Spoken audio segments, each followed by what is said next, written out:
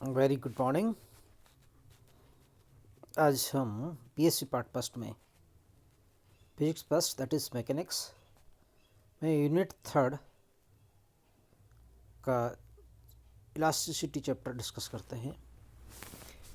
सबसे पहले इस चैप्टर को क्यों डिस्कस कर रहे हैं, इसका रीज़न ये है कि बीएससी पार्ट फर्स्ट में जो फिजिक्स की प्रैक्टिकल है उसमें से काफ़ी प्रैक्टिकल्स का बेस इलास्टिसिटी है, प्रत्यास्थता है।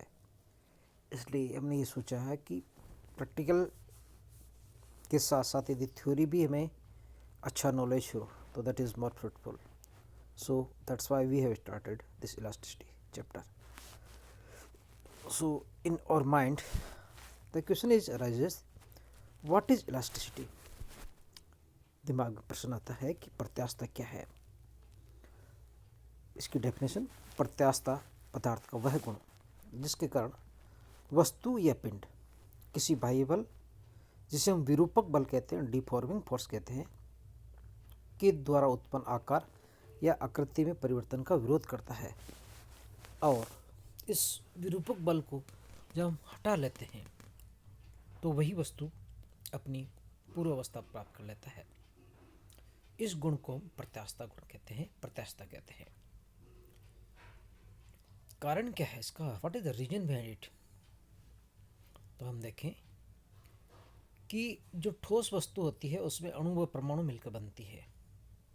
अणुओं के मध्य अंतराणिक बल होता है, परमाणु के मध्य अंतर परमाणिक बल होता है, और साम्यावस्था पर यह कंप्लीटली बैलेंस्ड होता है।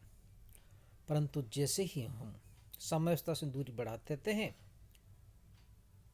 तो ये वापस लाने की कोशिश करता है, और यदि हम पास में लाने की कोशिश करते हैं तो ये जो इसका अंदर का जो फोर्स है उसको दूर ले जाने की कोशिश करता है। जिस तरह से हमने दो चित्र बनाए हैं कि M1 M2 दो पार्टिकल्स है, इनके मध्य अंतराणिक या अंतर परमाणिक बल होता है।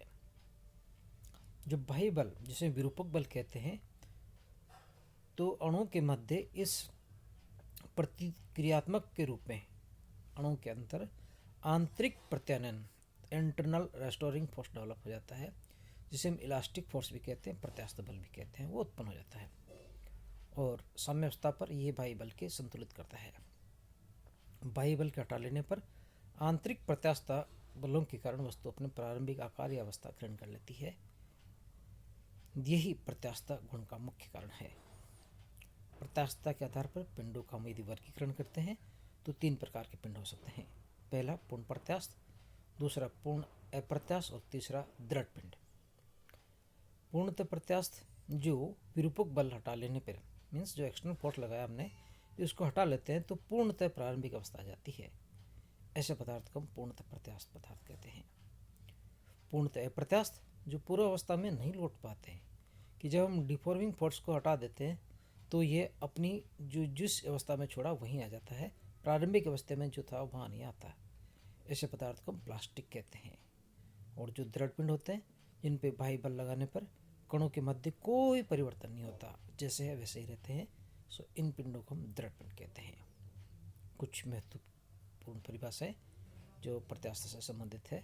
पहला, स्ट्रेस प्रतिबल, पदार्थ के प्रति इकाई क्षेत्रफल में उत्पन्न आंतरिक प्रतिक्रियात्मक बल या प्रत्यानयन बल को हम प्रतिबल कहते हैं। इसका मात्रक न्यूटन पर मीटर स्क्वायर होता है, और ये किसके बराबर होता है? आंतरिक प्रतिबल प्रत्यानयन बल डिवाइड बाय क्षेत्रफल बराबर होता है बाह्य विरूपक बल डिवाइड बाय क्षेत्रफल।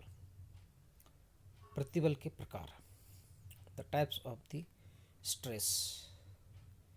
पहला अनुदैर्ध्य प्रतिबल, दूसरा अभिलंब प्रतिबल और तीसरा स्पर्शीय प्रतिबल। इसे नाम से क्लियर है, अनुदैर्ध्य प्रतिबल की लॉन्गिट्यूडिनल है, लंबाई के अनुदिश है। लंबाई के अनुदिश यदि हम बल लगाते हैं तो बल प्रति इकाई क्षेत्रफल या प्रत्यानयन बल प्रति इकाई क्षेत्रफल अनुदैर्ध्य प्रतिबल कहलाता है। अभिलंब, जैसे मान लो कोई बॉक्स है, उसकी सतह की लंबवत लगा देते हैं बल को, तो जो प्रतिबल उत्पन्न होता है इसके रिएक्शन में आएगा। तब हम लंबवत लगाने पर जो आयतन परिवर्तन होता है, यदि दाब में कमी हो तो संपीड़न प्रतिबल, और यदि विस्तारित हो तो विस्तारित प्रतिबल होता है। इसका मात्रक भी वही न्यूटन पर मीटर स्क्वायर।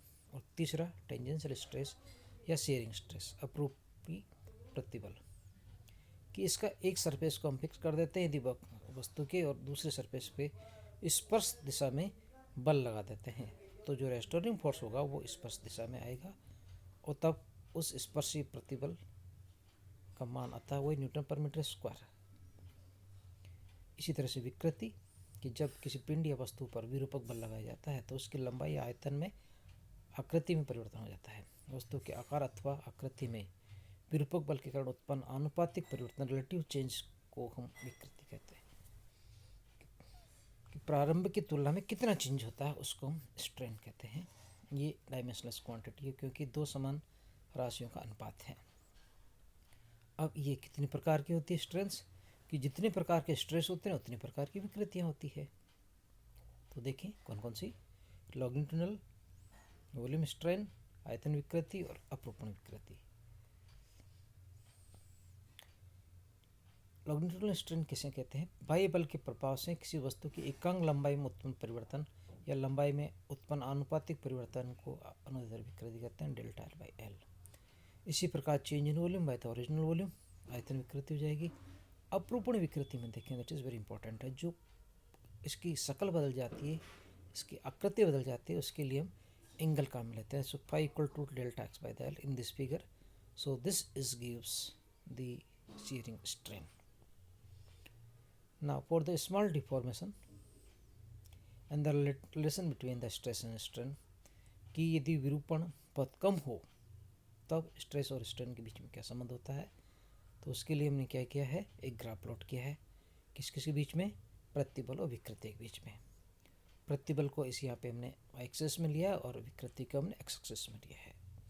तो देखें ओ से ई तक ये एक रेखा के रूप में काम करता है, कि जब अपरूपण कम हो, लो डिफॉर्मेशन के लिए ओ से ई तक बाह्य बल का मान एक सीमा तक विकृति रेखीय रूप में बढ़ती है। इसके पश्चात पिंड में स्थायी परिवर्तन हो जाता है।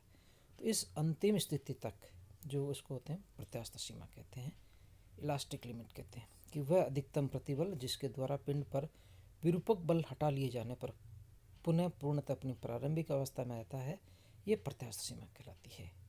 इसके आगे के पॉइंट हम कल डिस्कस करते हैं। ओके, आज के लिए इतना ही काफ़ी है। Thank you.